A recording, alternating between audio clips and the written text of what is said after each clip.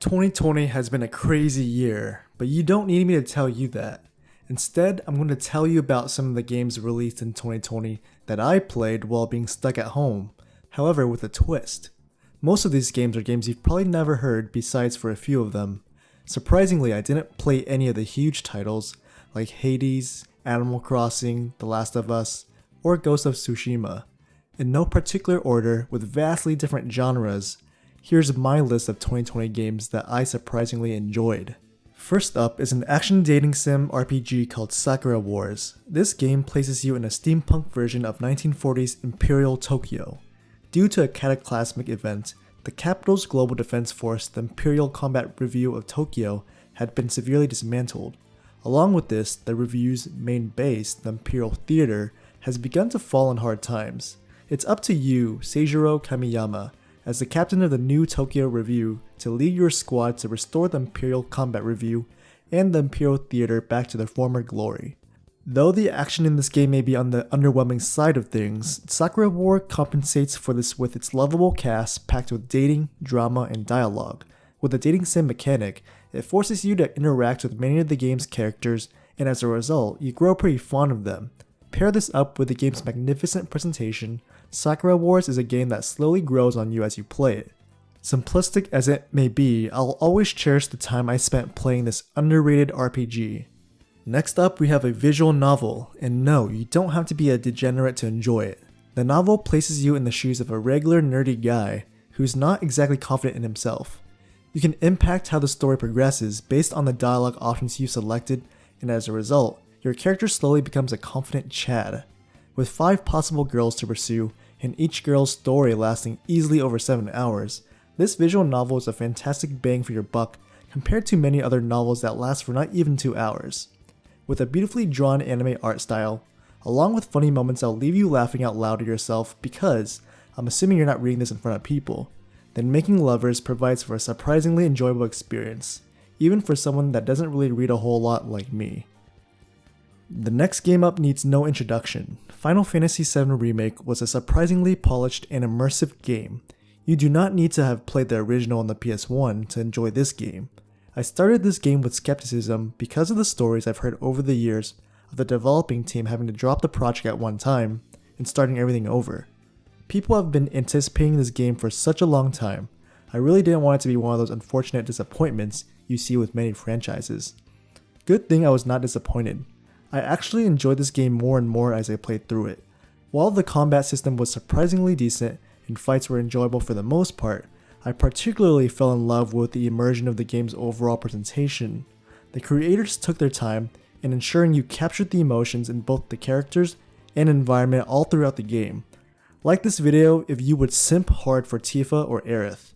I'm sure the price on this game is dropping, so if you have a PS4, I implore you to give this RPG a try. If you couldn't tell by now, I'm a fan of RPGs, especially ones that take over 80 hours. This one is called Trails of Cold Steel 3 on the Switch. I won't speak much about its story because it's so long and spans over multiple games. However, I will say that I've enjoyed myself throughout the entire time. Even if you've never played any of the previous installments, you'll still enjoy this game with its unique combat system and lovable cast of characters. Having your own harem, which is basically a male that is adored by all women around him, while also bolstering up an overpowered superpower of an ultimate, you can't help but feel like a total alpha Chad the entire time. And who doesn't want to have their own harem, am I right guys? You get me. Alright, no more RPGs from here on out. Though you could argue the next game is an RPG. What happens when you combine a survival game, a MOBA, and a battle royale all into one game? You get what is called Eternal Return Black Survival. If you want a break from shooters like Crossfire, MMOs like MapleStory, like this video if you like MapleStory, or simulators such as Change, a homeless survival experience, then you should definitely give this free game a try.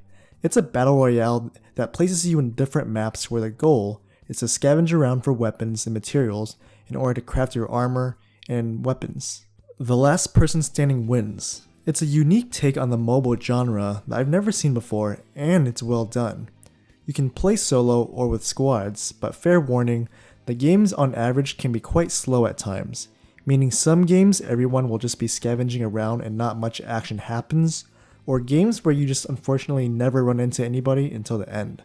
But boy, is it satisfying to win. Also, I lied when I said no more RPGs. What happens when you combine Legend of Zelda and anime waifus? All the weebs and otakus know this open world RPG, and that is Genshin Impact. I'm not going to pretend like I know the story because I skipped so much dialogue, but the open world action and exploration surely makes up for it. With a world so vast with so much to discover, you'll easily spend hundreds of hours playing this game, especially when it continues to receive frequent updates. Fair warning, however, the gacha rates are dog shit. Moving on. You guys know I saved the best for last. However, the best may not be for everyone, and that game is none other than Fall Guys. Just kidding, it's Among Us. Just kidding again. The game that caught my interest the most was Sword Master Story. If you've seen some of my recent videos, then you need no explanation. However, if you've never played this game before, let me give you a brief synopsis. Combine old school 32-bit games with a fast-paced action idle game, and you get Sword Master Story. The perfect game for someone who doesn't want to play a game. Unlike other gacha games that have too many dailies or terrible summon rates, I feel that Sword Master Story has a good balance. If you want to learn more about the game, feel free to watch this other video of mine that illuminates the game in its entirety. That wraps up many of the games released in 2020 that I personally played and enjoyed to some extent.